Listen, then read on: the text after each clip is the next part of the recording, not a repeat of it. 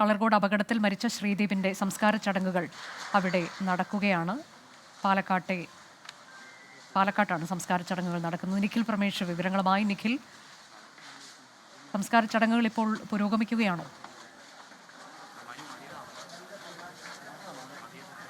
അനുജ, സംസ്കാര നടപടികൾ ഇതിൻ്റെ അന്തിമഘട്ടത്തിലേക്ക് എത്തിയിരിക്കുന്നു.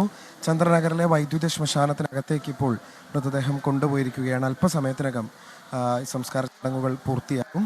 മറ്റ് നടപടികളൊക്കെ തന്നെ വീട്ടിലെത്തിച്ച ശേഷം ഏതാണ്ട് 45 മിനിറ്റ് നേരം വീട്ടിൽ പൊതുദർശനത്തിന് വെച്ചിരുന്നു. ആ സമയത്ത് ശ്രീദീപിൻ്റെ അടുത്ത സുഹൃത്തുക്കളടക്കമുള്ള ആളുകൾ അവിടേക്ക് എത്തിച്ചേർന്ന് ഈ അന്തിമോപചാരം അർപ്പിക്കും.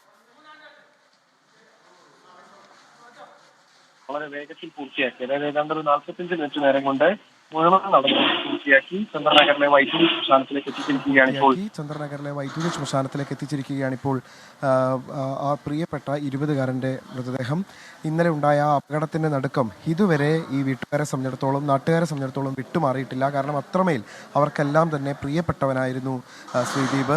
ഇന്നലെ രാത്രി 9 മണിയോടുകൂടിയാണ് ഈ അപകടം ഉണ്ടാകുന്നത്. അതിന് തൊട്ടു പിന്നാലെ തന്നെ നാട്ടിൽ ഈ വിയോഗ വിവരം അറിഞ്ഞിരുന്നെങ്കിലും വീട്ടുകാരോ നാട്ടുകാരോ ഒന്നും തന്നെ അത് പൂർണ്ണമായി ഉൾക്കൊണ്ടിരുന്നില്ല. അവരെ സംബന്ധിച്ചിടത്തോളം ഉൾക്കൊള്ളാൻ കഴിയുന്നതിനും അപ്പുറത്തായിരുന്നു ശ്രീദീപിൻ്റെ വിയോഗം.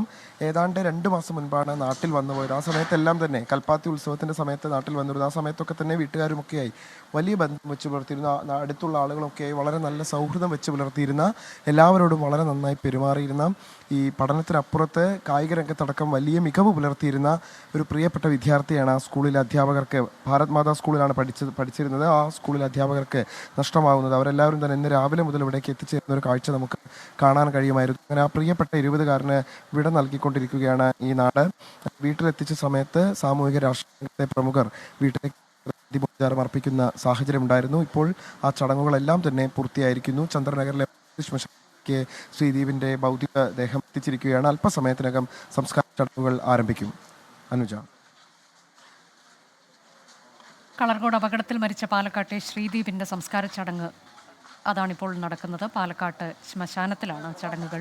നേരത്തെ വസതിയിൽ പൊതുദർശനത്തിന് വച്ചിരുന്നു. അപ്പോൾ നാട്ടുകാരും ബന്ധുക്കളും ഉൾപ്പെടെയുള്ളവർ അന്തിമോപചാരം അർപ്പിക്കാൻ എത്തിച്ചേർന്നിരുന്നു. കൽപ്പാത്തി രഥോത്സവ സമയത്തൊക്കെ ആണ് അവസാനമായി ശ്രീദീപ് നാട്ടിലേക്ക് എത്തിയത്. ഇപ്പോൾ നിയുക്ത MLA രാഹുൽ മാങ്കൂട്ടത്തിൽ അവിടെ എത്തിയിട്ടുണ്ട്. നമുക്ക് ദൃശ്യങ്ങളിൽ കാണാൻ കഴിയുന്നുണ്ട്. അങ്ങനെ രാഷ്ട്രീയ, സാമൂഹിക, സാംസ്കാരിക രംഗത്തെ ഒട്ടേറെ പേർ അങ്ങോട്ടേക്ക് എത്തി ശ്രീദീപിന് അന്തിമോപചാരം അർപ്പിച്ചു. വസതിയിലേക്കാണ് ആദ്യം മൃതദേഹം എത്തിച്ചത്. അവിടെ കുറച്ച് സമയം പൊതുദർശനം, അതിനുശേഷം ഇപ്പോൾ ശ്മശാനത്തിലേക്ക് മൃതദേഹം എത്തിച്ചിരിക്കുന്നു. സംസ്കാര നടപടികളിലേക്കാണ് ഇനി കടക്കുന്നത്. നിഖിൽ തുടരുന്നുണ്ട്. നിഖിൽ, ഇപ്പോൾ അവിടെ രാഹുൽ മാങ്കൂട്ടത്തിൽ ഉൾപ്പെടെയുള്ളവർ എത്തി അന്തിമോപചാരം അർപ്പിച്ചിട്ടുണ്ട്. ഇനിയിപ്പോൾ സംസ്കാരത്തിലേക്ക് കടക്കുകയാണോ? സംസ്കാര ചടങ്ങ് പൂർത്തിയായി. വൈദ്യുതി ശ്മശാനമായതുകൊണ്ട് തന്നെ വളരെ വേഗത്തിൽ ആ നടപടികളൊക്കെ പൂർത്തിയായി. അനുജ, ആ ചടങ്ങുകളെല്ലാം തന്നെ പൂർത്തിയാക്കി. ബന്ധുക്കളും നാട്ടുകാരും ശ്രീദീപിൻ്റെ സുഹൃത്തുക്കളും എല്ലാം തന്നെ ഇപ്പോൾ പുറത്തേക്ക് ഇറങ്ങിയിരിക്കുകയാണ്. നമുക്കറിയാം, ഈ കുടുംബത്തെ സംബന്ധിച്ചിടത്തോളം, ശ്രീദീപിൻ്റെ കുടുംബത്തെ സംബന്ധിച്ചിടത്തോളം ഏക മകനാണ്. പാലക്കാട് ഭാരത് മാതാ സ്കൂളിൽ അധ്യാപകനായ വത്സൻ, അഭിഭാഷക ബിന്ദു ദമ്പതികളുടെ ഏക മകനാണ് ശ്രീദീപ്.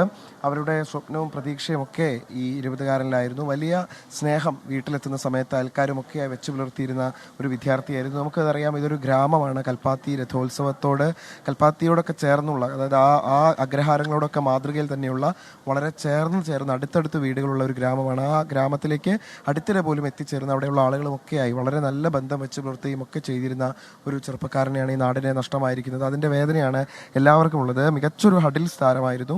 അതുകൊണ്ട് തന്നെ പഠന കാലത്തെല്ലാം തന്നെ അതിൽ വലിയ മികവ് പുലർത്തുകയും അധ്യാപകർക്കൊക്കെ ഒരുപാട് സ്നേഹവും അടുപ്പവും ഒക്കെ ഉണ്ടായിരുന്ന ഒരു വിദ്യാർത്ഥി കൂടിയായിരുന്നു. ആ വിദ്യാർത്ഥിയെ കൂടിയാണ് ഈ നാടിനെ നഷ്ടമാവുന്നത്. ഇന്നലെ രാത്രി വിയോഗ വിവരം അറിഞ്ഞത് മുതൽ തന്നെ ആരും അത് പൂർണ്ണമായി ഉൾക്കൊണ്ടിരുന്നില്ല. പക്ഷേ ഇന്ന് രാവിലെയോടുകൂടി അത് പത്രങ്ങളിലും മറ്റും അത്തരത്തിലുള്ള വിവരങ്ങൾ വരികയും തങ്ങളുടെ പ്രിയപ്പെട്ട സഹോദരൻ, അനുജൻ, മകൻ ഒക്കെയാണ് നഷ്ടപ്പെട്ടതെന്ന് ഈ നാട് തിരിച്ചറിയുകയും ചെയ്യുന്ന ഒരു കാഴ്ചയാണ് നമുക്ക് കാണാൻ കഴിഞ്ഞത്. ഇപ്പോൾ സംസ്കാര നടപടികൾ പൂർത്തിയായിരിക്കുന്നു. എന്നിരിക്കെ പോലും ഇവിടെ നിന്ന് പൂർണ്ണമായി ആളുകൾ ഒഴിഞ്ഞു പോയിട്ടില്ല. ഏറ്റവും കൂടുതൽ ശ്രീദീപിൻ്റെ ഒപ്പം പഠിച്ചിരുന്ന കുട്ടികൾ, ചെറിയ കുട്ടികളടക്കം ഇവിടേക്ക് എത്തിച്ചേർന്നില്ല. +2 കാലഘട്ടത്തിലൊക്കെ ഒരുമിച്ച് പഠിച്ച കുട്ടികളടക്കമാണ്. കളർകോടുണ്ടായ അപകടത്തിൽ മരിച്ച പാലക്കാട്ടെ ശ്രീദീപിന്റെ സംസ്കാര ചടങ്ങ് പൂർത്തിയായി.